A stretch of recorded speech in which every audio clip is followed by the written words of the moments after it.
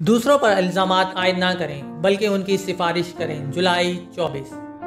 پس اس کو سب باتوں میں اپنے بھائیوں کی مانند بننا لازم ہوا تاکہ امت کے گناہوں کا کفارہ دینے کے واسطے ان باتوں میں جو خدا سے علاقہ رکھتی ہیں ایک رحم دل اور دیانتدار سردار کاہن بنے۔ عبرانیوں 2:17 آیت۔ انسانوں کو آزمائشوں کا نشانہ بننے دیں۔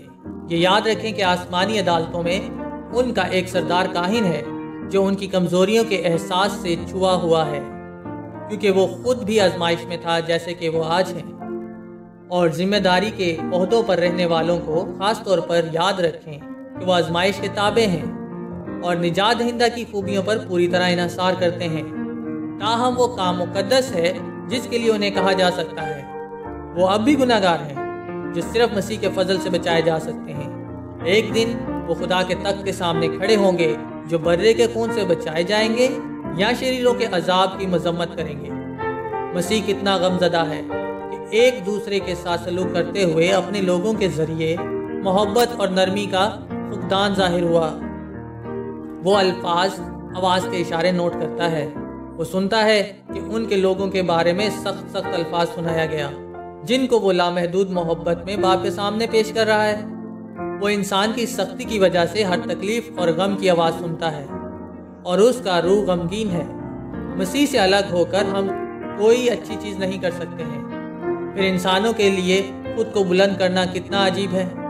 اتنی عجیب بات ہے کہ کوئی یہ بھول جائے کہ ان کو اپنے ساتھیوں کے ساتھ مشترکہ طور پر توبہ کرنی چاہیے، اور یہ کہ جن کی وہ سختی کے ساتھ مذمت کرتے ہیں مسیح اور فرشتوں کی ہمدردی حاصل کرتے ہوئے وہ خدا کے سامنے راست باز ٹھہر سکتے ہیں۔